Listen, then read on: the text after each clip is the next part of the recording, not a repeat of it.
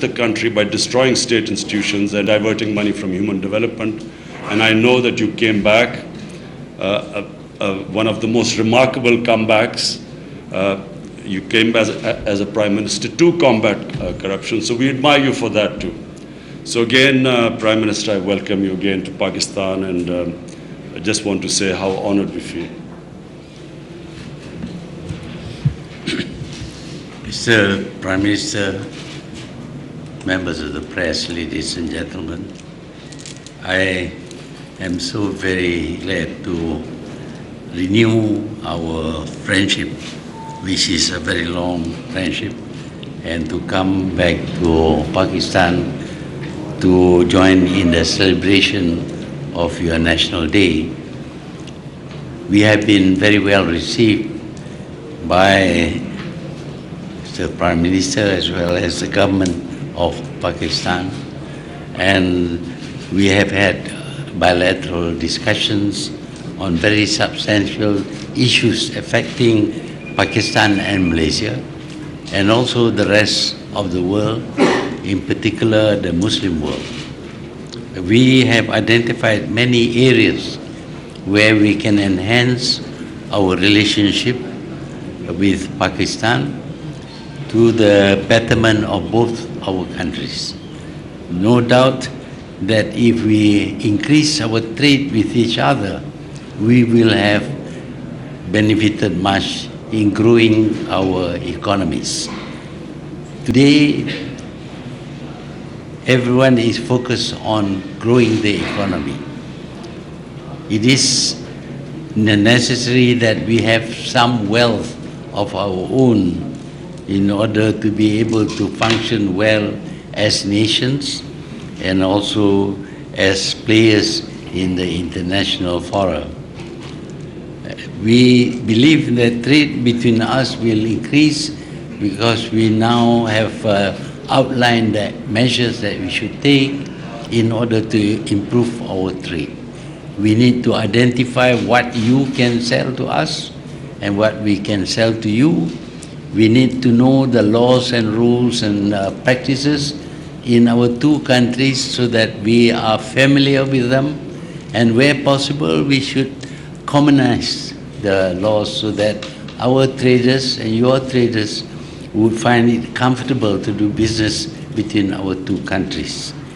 We also talk about the possibility of foreign direct investment for Pakistan to invest in Malaysia and for Malaysia to invest in Pakistan in certain areas, including, of course, power generation and the like. And I think this will be beneficial again to both countries' economic growth. We are very concerned about corruption. As the Prime Minister said just now, it's not that we are poor, it is corruption which makes us poor. Everything costs more when there is corruption. You have to pay a certain amount to get a certain job done, so the cost will always be higher. And sometimes, of course, money is stolen by officials and the like, and this has to be stopped.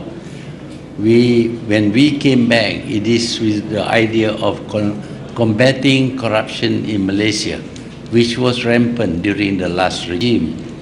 And then I think we can exchange information on how to combat corruption within our two countries, in our two countries. We think that there is some scope for extending our cooperation between other Muslim countries.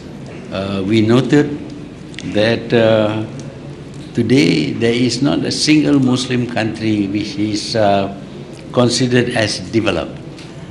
Actually, Malaysia had planned to become a developed country by the year 2020, but unfortunately changes in the government has rendered that impossible to achieve.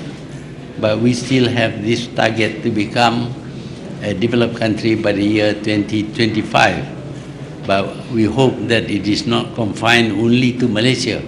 other Muslim countries must also strive to develop themselves so as to be at par with the developed countries of the world. We notice that today there is very much the feeling of fear and enmity towards the Muslim. That was why these 50 Muslims were killed, and I believe 3 of them were from Pakistan. Nine. And 5. Nine of them. Huh? Nine. 9 from Pakistan and 3 from Malaysia. And this has happened because of this feeling of hatred that is generated by the press, for example, and also other people. We need to learn how to handle this. It's not always by fighting back that we can win. Malaysia's experience is about winning the hearts and minds of people, getting them win from this idea that the only way to react is to seek revenge and kill. That only invites the same action to be taken against us. We need to find other ways of combating this Islamophobia. And I think Pakistan and Malaysia understands this issue. At least in my talks with Prime Minister, we always discuss about terrorism, and I think we can cooperate in this area so that there will be better improvement in the perception of Muslims in the world. Fighting back does not always mean killing each other. There are other ways that we can do in order to reduce this atmosphere of fear and anger and hatred towards the Muslim. So this visit has been very useful because we discussed very many issues which we can deal together to our advantage. So I would like to say how much I appreciate the time and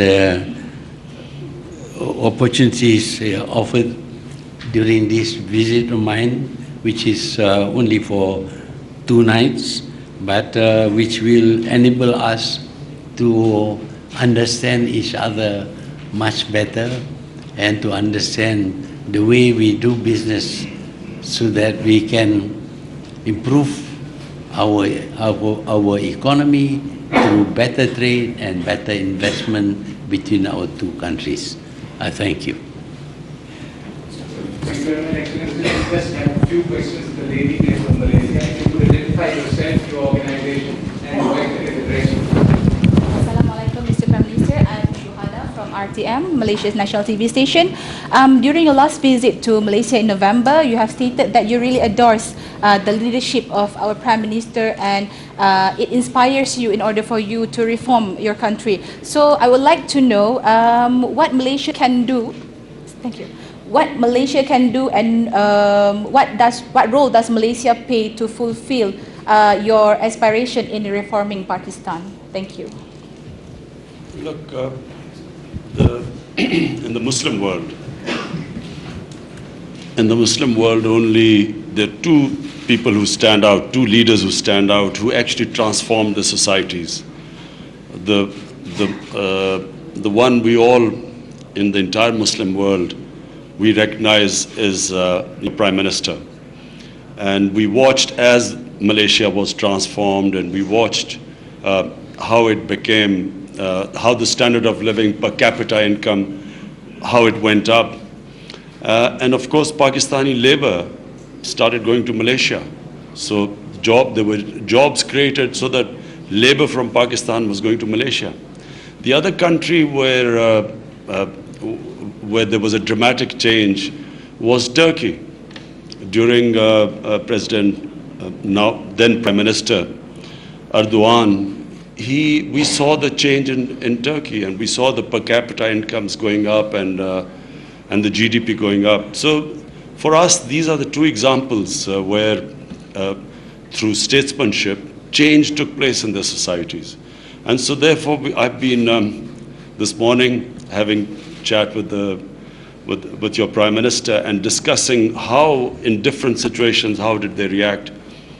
During the 98 South Asian crisis, the economic crisis that took place, Malaysia was the only one which did things its own way, and because of the leadership of the Prime Minister, they managed to get out of the crisis through homegrown solutions. So anyway, we discussed a lot, and therefore we in Pakistan do face a difficult economic situation right now. And it was very interesting talking to your Prime Minister, the sort of things we need to do to get out of it. Yes, please, lady here, please identify your name and the organization. Thank you very much. Shumaila Al-Malik from APP. Sir, my question is to the Malaysian Prime Minister. Sir, as the 21st century is witnessing economy-driven politics, so what are the areas in which Pakistan and Malaysia are cooperating, and what are the future prospects? And to Mr. Imran Khan, do you think that there is a need to collaborate in tourism sector with Malaysia? Thank you. In wanting to grow the economy of a country, it is useful to identify models. In the case of Malaysia, of course, we look at Japan and many Eastern countries as models. And we have benefited by adopting some of the strategies and policies adopted by them. So perhaps having achieved some degree of success, maybe it is also useful for us to discuss our strategies with Pakistan in case they are relevant to the growth of the economy of Pakistan. We have discussed various ways Malaysia went up, and one of the reasons was the Prime Minister mentioned foreign direct investment and technology transfer. So we are actually already we are thinking on those lines. We have been, since our government has come in, we have been discussing ways of getting foreign direct investment in Pakistan and technology transfer.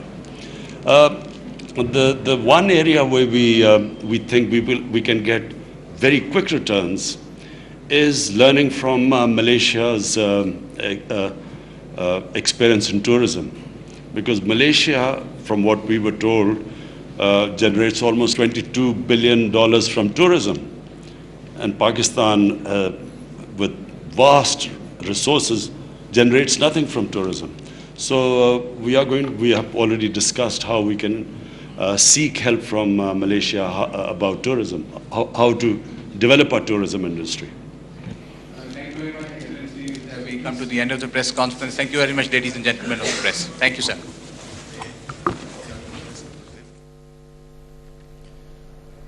वज़ीर आज़म इमरान खान और मलाइशिया के वज़ीर आज़म doctor Mahathir Mohammad Islamabad में मुश्तरका press conference कर रहे थे। मलाइशिया मुस्लिम दुनिया के लिए मॉडल के तौर